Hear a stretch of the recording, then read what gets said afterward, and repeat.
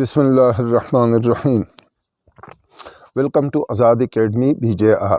द Urdu the Angrezi grammar په پښتو ژبه کې موږ تاسو ته بیانو د پاره د چې تاسو په خپوي شي او په اسانه په پوي شي. په دې لیکچرو په دې سلسله کې موږ کنجنکشنز تر رسیدلیو. په یو لیکچر په کنجنکشن باندې مدو لیکچر مخکې نه ریکارډ کړی دی چې یو کې انټروډکشن ورکړی چې کنجنکشن وایي څه ته او بیا د هغې لکه distinctions د نورو هغه ټایپ ورډ سره لکه څنګه کېږي او دویم کې کاینډز ورکړو. نن راځو کلاسیفیکیشن ته. کنجنکشنز چې کوم دي دا موږ په دوه غټ کلاسه کې تقسیمولی شو. یو ته موږ وایو کوآرډینیټنګ کنجنکشنز او بل ته وایو سبارډینیټنګ کنجنکشنز. دوه کلاسې د کنجنکشنز، یو ته سبارډینیټنګ کنجنکشنز، یو ته کوآرډینیټنګ کنجنکشنز. نن په دې لیکچر کې به موږ د کوآرډینیټنګ کنجنکشنز باندې خبره کوو چې کوآرډینیټنګ کنجنکشنز کم دي، د هغې فنکشن څه دی او د هغې قسمونه کم دي او په هغه قسمونو کې کم کنجنکشنز شامل دي. نو راځئ دې بورډ ته.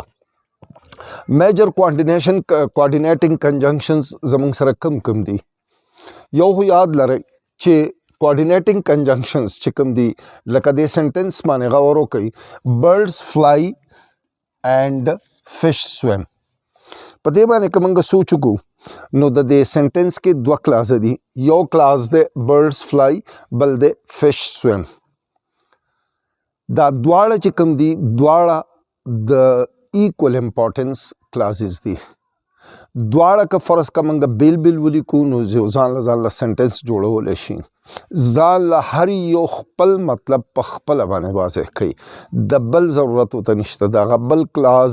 باندې د انحصار کولو ضرورت ورته نشته. لہذا موږ دا ویلی شو چې دا دواړه کلاسز چې کوم دي دا انډیپنډنټ کلاسز دي. انډیپنډنټ کلاسز چې کوم د کلاسز باندې زما کوم لیکچر دی هغې کې راته ما واضح کړي دي چې انډیپنډنټ کلاس هغه وي چې هغه خپل مطلب د هغه بل کلاس د مدد نه بغیر واضح کولی شي. او که موږ یې دغه سنټنس نه راوباسو ځان له ولیکو نو یو ځان له به یوه مکمل سنټنس په خپله جوړولی شي چې هغې کې به هېڅ قسمه کمی نه وي د هغې په مطلب او دغې کې. نو دغې ته موږ انډیپنډنټ کلاسز وایو چې ډیپنډنس نه کوي په بل باندې، ډیپنډ کوي نه په بل باندې. دا دواړه انډیپنډنټ کلاسز دي. نو کوآرډینیټنګ کنجنکشنز چې کوم دي دا هغه دي چې دا انډیپنډنټ کلاسز په خپل منځ کې راتړي. دې ته موږ کوآرډینیټنګ کنجنکشنز وایو. کوآرډینیټنګ معنی څه ده؟ کوآرډینیټنګ معنی ده اف ایکول رینک، یعنی د یو قسمه اهمیت چې یو عمره اهمیتي وي، یو عمره حیثیتي وي. حیثیت د دواړو یو عمره وي، د یو د بل نه حیثیت کم نه وي. دې ته کوآرډینیټنګ وایي. نو دې ته موږ ځکه کوآرډینیټنګ کنجنکشنز وایو چې دا د یو چې کوم دوه کلاسه راتړي دواړه کلاسونه د یو شان اهمیت لري او یو عمره حیثیت لري.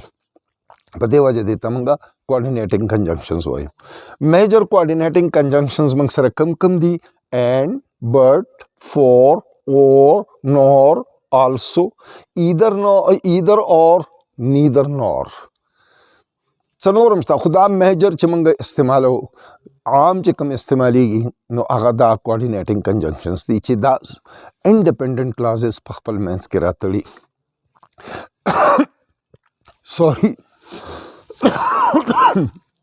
سوري د کوآرډینیټنګ کلاسز چې کوم دي کوآرډینیټنګ کنجنکشنز چې کوم دي د دې بیا په خپل منځ کې څلور قسمه دي. دا به موږ په څلور قسمه په څلور کاینډس کې تقسیمولی شو.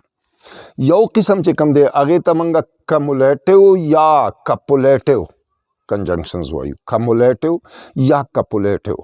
کمولیټیو او کپولیټیو کنجنکشنز کم لکه د دې فنکشنز څه دی؟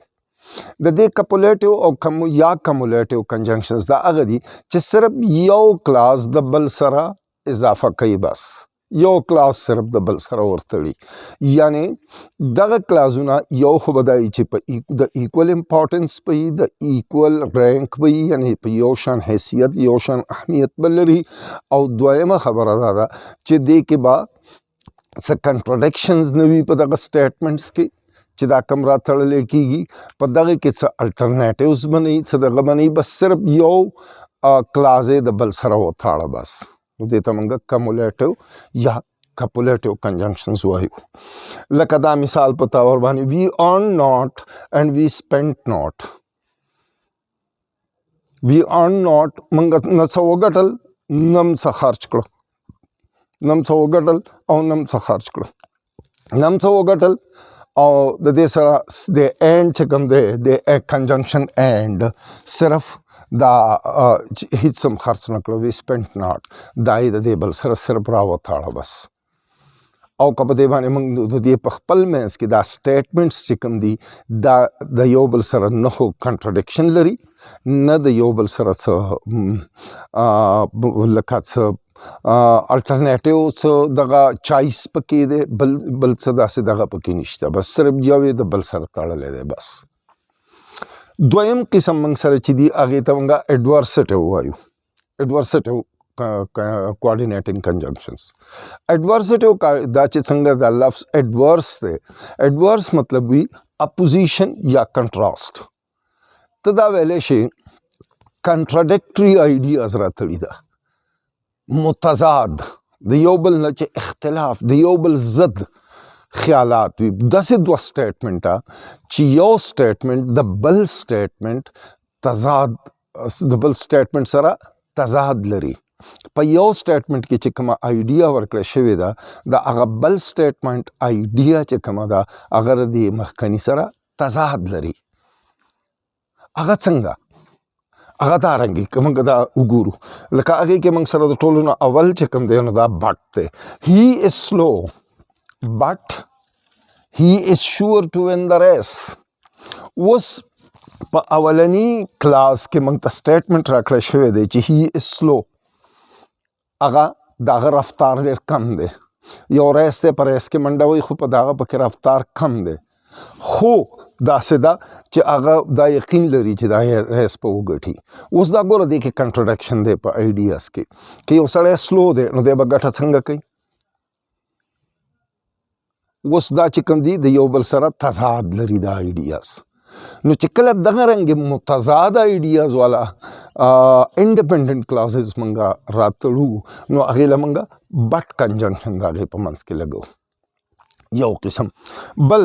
منګ سره دی سټل I was annoyed still I kept quiet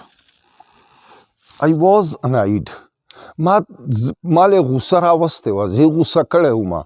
خو بیا هم زه خاموش پاتې شوم ما څه ونه ویل اوس ګوره یو سړي له چې غوسه ورشي خو به خامخا خبره کوي خو چې دی څه به وایي خو چې دی څه وایي نه څه کوي نه نو دا د هغې سره کنټرډکشن لري که نه د دې سره د غوسې سره چې خاموشي د غوسې سره کنټرډکشن لري نو دا کنټرډکټري آیډیاز دي په دې کې اوس په هغه بټ او سټل کې څه فرق دی نو په دې باندې تاسو په خپله باندې په اسانه باندې انډرسټینډ کولی شي هی از سلو بټ هی از شور ټو win دلته موږ لکه په پښتو کې چې خو لفظ استعمال خو هغه په دې یقین لري چې اوبه ګټي او I was annoyed still I kept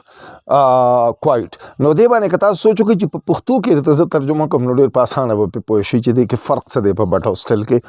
زما له غوسه راوستلی شوې وه دلته د سټل مطلب دی بیا هم خو بیا هم هلته خو صرف خو دلته خو بیا هم زه خاموش پاتې شوم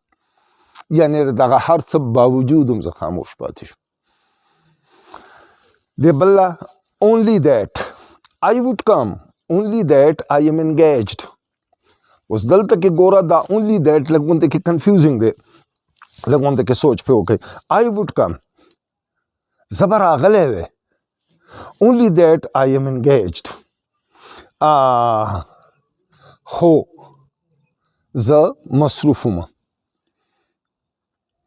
خو زه مصروف وم یا که زه مصروف وی زه به راغلی وی خو که زه مصروف وی اوس یو سړی چې راځي چې مصروف وي نو دی به څنګه راځي دی به هغه خپل مصروفیات څنګه پرېږدي یعنې دا د دې مطلب دا شو چې یعنې دغه کار دغه دلته دا راتلل دومره زیات اهم دي چې هغه مصروفیاتو ته پرېښودلی پر ام پر خودل کېدل پکارو نو داغه د پر استعمال کومه کنجنکشن اونلی دیٹ دا کمپاؤنڈ کنجنکشن هم له استعمال کا ها دا رنګ یو بل دی اونلی صرف I am all right only I am tired نو دا خو ډېر په اسانه باندې لکه دغه فرق موږ د دې ټولو کنجنکشنز کې معلوم دغه کولی شو چې دا کنټرډکشن د آیډیاز موږ بیل بیل ولا دغه د کنجنکشنز استعمال کړه اولې I am all right زه بالکل ټیک ټاک یم only I am tired بس زه لږ غوندې ستړی موږ پښتو کې بس نه بیا only صرف ستړی موږ پښتو کې دا هم وایو صرف ستړی نور لکه څه دغه نشته اوس دا کنټرډکشن دی چې یو سړی ټیکي نو ستړی به څنګه وي چې ستړی هم نه وي لکه دا آیډیاز د دواړو کلاسز د یو بل سره تضاد خوري ټکر خوري یو بل سره نو دغه په منځ کې موږ دا چې کوم دغه استعمال کړي دي کوم کنجنکشنز نو دې ته موږ اډورسټیو کنجنکشنز وایو اډورسیو کوآرډینیټینګ کنجنکشنز دا ځکه چې انډیپندنٹ کلاسز یې راتړي خو دغه کنټراډکټري آیډیاز والا او هغه په مختلف ځایونو کې مختلف سچویشنز باندې ډیپینډ کوي یو ځای بټ بس ټل اونلی دیٹ اونلی لکه دا استعمال کړي دي دریم قسم چې کوم دی نو بل کوم یو دی هغې ته موږ وایو ډسجنکټیو یا الټرنیټیو کوآرډینیټینګ کنجنکشنز ډسجنکټیو یا الټرنیټیو کوآرډینیټینګ کنجنکشنز دا څه چل کوي دا هغه کنجنکشنز دي چې دا هغه کلازز په خپل منځ کې راتړي چې کله هغه کلازز دوه الټرنیټیو پیش کوي یو کلاس یو الټرنیټیو پیش کوي بل کلاس بل الټرنیټیو پیش کوي او په دغه دواړو کې چایس اخیستلی یو ته انتخاب کولی د دغه دوه الټرنیټیوز نه دوه متبادل د یوه په یوه کې یو وي یو شی یا یو کار بیان کړی شوی په بل کې یو بل د هغې دپاره یو بل متبادل ورکړی چې یا دا نو دغه ته موږ بیا ډسجنکټیو یا الټرنیټیو کنجنکشنز وایو ډسجنکټیو یا الټرنیټیو کنجنکشنز موږ سره کم دي اور ایدر اور نیدر نور او ایلس دا دی موږ سره راشي د سنټنس کې لکه اور یو شوډ واچ ټي وي اور ریډ ا بک دوه چایسې دي تا سره یا خو ته کتاب ولوله یا ټي وي وګوره لکه دا دواړه کلاسز یو کلاس چې کوم دی نو هغه موږ ته یو متبادل وښود چې یا خو ټي وي وګوره ریډ ا بک یا کتاب ولوله په دواړو کې ته چایس کولی شي اوس دا دوه الټرنیټیوز دي په هغې کې چایس کول دي بل ایدر he is poor or feigns poverty یا خو هغه غریب دی او یا د غربت بهانه جوړوي یا خو دی غریب یا د غربت بهانه جوړوي یعنی یا دوو کارو کې یو کار دی نو یا لکه یا خو واقعي چې غریب دی او یا هسې بهانه کوي د غریبۍ په دې دوو کې خو یوه ده نو هغې ته ایدر اور دغه رنګه بل دی موږ سره نیدر نور I am neither a teacher nor a student here neither nor دا بیا هغه مخکې چې لیکچر کې په چېرته ما ښودلي وو کاینډس کې چې دا هغه دغه دي دغه قسمه دا کوریلیټیو کنجنکشن دی پیرس کې دی خو دا چې کوم دی نو دا څه شی دی دا ډسجنکټیو یا الټرنیټیو کوآرډینیټینګ کنجنکشن دی کوآرډینیټینګ کنجنکشن دی ځکه دا لکه دوه خبرې دي د دواړو نه خو زه استاد یم او نه طالب علم یم دلته یعنې په دې دواړو کې یو هم نه یم یعنې الټرنیټ دواړه موږ ته ښیي بل چې کوم دی نو بل دی موږ سره ایلس ورک هارډ ایلس یو ویل فیل سخت محنت وکړه که نه نو ګورې ته به فیل شي ایلس دوه چایس دي سره یا خو به محنت کې یا به فیل کېږي په دې دواړه کې دا دوه الټرنیټیوز دي دې کې بل څه نشي راتلی یا به دې دا کېږي یا به دې دا کېږي دې دواړو کې اوس تا خوښه ده نو بیا ایلس نو دا ډسجنکټیو یا الټرنیټیو مطلب دا چې کله دوه چایسه ورکړه شوي وي په هر یو کلاس کې ځان له چایس الټرنیټیو ورکړه شوي وي هغې کې چایس کول وي نو دغې کې چې کوم کنجنکشنز استعمالیږي هغې ته موږ ډسجنکټیو یا الټرنیټیو کنجنکشنز وایو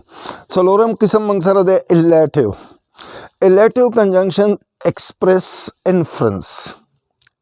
څه ته وایي موږ چې ورته پښتو کې وایو اندازه لګول خو ته به ووایې چې اندازې ته خو ګسم ویلی کېږي ګس یو هغې اندازې ته ویلی کېږي چې د هغې دپاره تا سره موجود وخت کې څه حقایق موجود نه وي هسې د خپل ذهن نه یوه اندازه لګې انفرنس هغه اندازې ته وایي چې څه شواهد موجود وي چې یاره هغه د هغه عمل طرف ته ځي او ته د هغه شواهدو په بنیاد باندې یوه اندازه لګې نو دې ته انفرنس ویلی کېږي اوس یو داسې دوه کلازه چې یو کې اکشن وي دوه اکشن بیان کړي وي سبارډینیټ انډیپینډنٹ کلازز وي یو کلاس کې یو اکشن بیان شوی بلکې بل اکشن بیان شوی وي او دغه بل اکشن چې کوم شوی وي نو دغه کې اصل کې موجود وي ستا هغه انفرنس هغه اندازه پکې ستا موجود وي او ته هغه شواهد چې کوم موجود دي هغه پکې بیانې نو هغه لکه مثال په طور دلته کې موږ راځو all precautions must have been neglected sorry دې ځای کې been نشته must have been neglected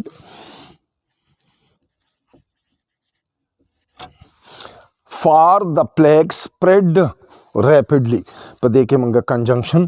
فار استعمال کړه فار دا فار چې کوم دی دا هغه انفرنس بیانوي هغه شواهد بیانوي چې دا اندازه چې زه لګوم all precautions must have been neglected ټول احتیاطي تدابیر غالبا چې نه دي په کار راوستلی شوي ځکه چې دغه چې کوم دی دا وبا چې کومه ده دا ډېره په تیزۍ خوره شوه لکه وبا په تیزۍ خوره شوه نو دا د دې خبرې شاهد ده په دې خبره باندې چې احتیاطي تدابیر نظر انداز کړی شوي دي